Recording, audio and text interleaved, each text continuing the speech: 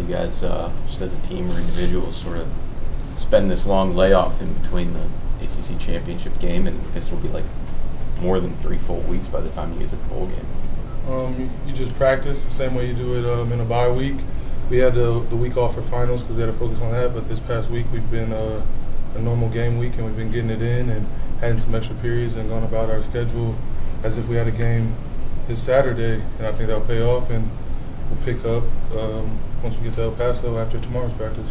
Game week, except if you had like 4 days for Christmas in between. Yeah, so that'll be fun, get it home. But yeah, but they made sure we got a little extra work in this week, and especially having that week off for finals, so we felt it this week and get back in the groove, and we'll be ready in crisp, I feel like, when we get to El Paso, so it'll be good to pick up where we left off this week. So it's not hard to rev it back up again after being idle for so long? It's not that when you take like whole summers off and you come back for camp, that's hard, but when you do this every day for however long the season is, 3 months, 2 months, whatever it is, then a week or a couple of days isn't that long. It's more as you just come back and you feel like your body's fresh.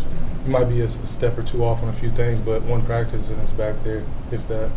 Looking forward to just going to a place that I'm sure is not, no one's been there before, right? Yeah. So, but you're just looking forward to the experience of kind of exploring a new place and a new environment. Definitely. I've never been to Texas, definitely never been to El Paso, so I'll go enjoy it. That's what the coach has said. That's also why we put in a lot of work this week. So, practices don't have to be as heavy if you had a good week of practice this week, and enjoy the bowl experience at the same time, but also go there to win a game, which is the goal. So we'll try to do both, which I think we will do, and that'll be the plan. Are these bowl practices early on here a little sort of more like camp practices where you see some young guys getting some extra reps? And how is it different maybe than a normal game week? I feel like maybe right after the ACC championship, when we had a couple practices, it was more young guys and letting the older guys get some breaks, or the seniors. But this week, like I said, we were prepping for a game, and I think it was the older guys and the coaches trying to get us mentally fatigued or physically fatigued and be ready for the bowl game, because, like I said, we're going down there to win it. It's not just a vacation. So I think this week was a tough practice for everyone from starters to freshmen, and I think that's what we needed at times. It's not fun, but that's what it takes.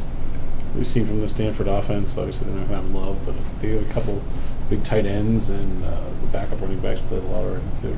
Yeah, the backup running back is a guy that can make you miss, and he's fast, and he's going to get out there and give it all he got, just as Love would. And then their tight ends are massive guys. They're big guys. They can they got a couple that can can catch and get down the field and get open, and they'll spread you out. And they also got some guys that can block. They'll put them in there, and it's like having extra O-linemen.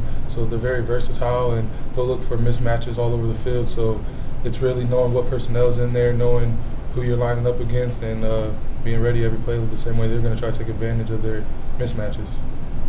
You mentioned those practices with the young guys a couple of weeks ago. Any of those guys stand out to you or impress you out of those young guys? I mean, all of them, especially in the D-line room the whole year. Every week we have a game. We give out MVPs on the scout guys, and we had guys for the D-line showing up every week winning that award, and I think it was really showing with the young guys.